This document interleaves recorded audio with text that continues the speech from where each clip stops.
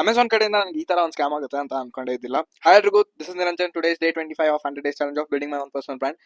ನನ್ನ ಚಾಲೆಂಜ್ ಇನ್ನು 1/4 ಪಾರ್ಟ್ ಆಗಲೇ ಕಂಪ್ಲೀಟ್ ಆಗಿದೆ. ನಾನು ತುಂಬಾ ಗ್ರೇಟ್ಫುಲ್ ಆಗಿದ್ದೀನಿ. ನಾನು ಸ್ಟಾರ್ಟ್ ಮಾಡಿದ್ದು ಅಷ್ಟು ರೀಚು ಇದ್ದಿಲ್ಲ, ನನ್ನ ಕೊಲಾಬ್ರೇಷನ್ಸು ಇದ್ದಿಲ್ಲ. ಆದರೆ ಇವಾಗ ನನಗೆ ಕೊಲಾಬ್ರೇಷನ್ ಜೊತೆ ಬ್ರಾಂಡ್ ಜೊತೆನೂ ವರ್ಕ್ ಮಾಡ್ತಿದ್ದೀನಿ.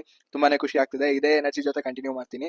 ಇವತ್ತು ಮಾರ್ನಿಂಗ್ ನಾನೊಂದು ಆರ್ಡರ್ ಡ್ಯೂ ಇತ್ತು, ಸೊ ಅದನ್ನ ಮಾಡಕ್ಕೆ ಹೋಗ್ಬಿಟ್ಟು ಪ್ರಿಂಟ್ ತೆಗೆಸ್ಕೊಂಡ್ಬಂದು ಮಟೀರಿಯಲ್ಸ್ ಎಲ್ಲ ತಂದು ಸ್ಟಾರ್ಟ್ ಮಾಡ್ಕೊಂಡೆ.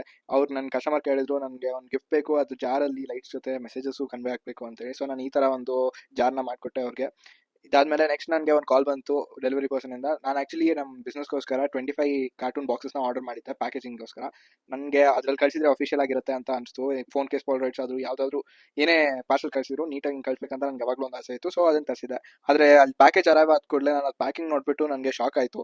ಇದರಲ್ಲಿ ಆಲ್ಮೋಸ್ಟ್ ಒಂದು 5-6 ಇದ್ರೂ ತುಂಬಾನೇ ಅಂತ ಅನ್ಕೊಂಡೆ, ಅಷ್ಟು ತಿನ್ನಾಗಿತ್ತು ಪ್ಯಾಕೇಜಿಂಗ್. ಅದಕ್ಕೆ ಫಸ್ಟ್ ಇಮಿಡಿಯೇಟ್ ಆಗಿ ಬಂದ್ಬಿಟ್ಟು ಚೆಕ್ ಮಾಡಿದೆ. ಓಪನ್ ಮಾಡಿ ನೋಡಿದ್ರೆ ಕರೆಕ್ಟಾಗಿ 25 ಬಂದಿತ್ತು. ಈ ಒಳ್ಳೆ ಕ್ವಾಲಿಟಿ ಬಂದಿದ್ದು ನೋಡಿ ನನಗೆ ರಿಯಲಿ ಅನ್ಕೊಂಡಿದ್ದಿಲ್ಲ ಇಷ್ಟು ಒಳ್ಳೆ ಕ್ವಾಲಿಟಿ ಬರುತ್ತೆ ಅಮೆಝಾನ್ ಇಂದ ಅಂತಂದ್ರೆ. ಸೊ ಅದನ್ನೆಲ್ಲ ಪ್ಯಾಕೇಜ್ ಮಾಡಿಬಿಟ್ಟು ನೆಕ್ಸ್ಟ್ ನಾನು ರೂಮ್ ನಲ್ಲಿ ಈಗ ಎಕ್ಸಾಮ್ ಪ್ರಿಪರೇಷನ್ ಕೂಡ ಆಗಲೇ ನಡೀತಿದೆ ಸೈಡ್ ಬೈ ಸೈಡ್. ನಾಳೆ ಎಕ್ಸಾಮ್ ಇದೆ, ಓದ್ಕೊಳ್ಬೇಕು. ಮತ್ತೆ ನೆಕ್ಸ್ಟ್ ವ್ಲಾಗಲ್ಲಿ ಸಿಗ್ತೀನಿ. ನನ್ನ ಜರ್ನಿ ಜೊತೆ ಕನೆಕ್ಟ್ ಆಗಿರೋದಕ್ಕೆ ಫಾಲೋ ಮಾಡಿ, ಸಪೋರ್ಟ್ ಮಾಡಿ, ಶೇರ್ ಮಾಡಿ.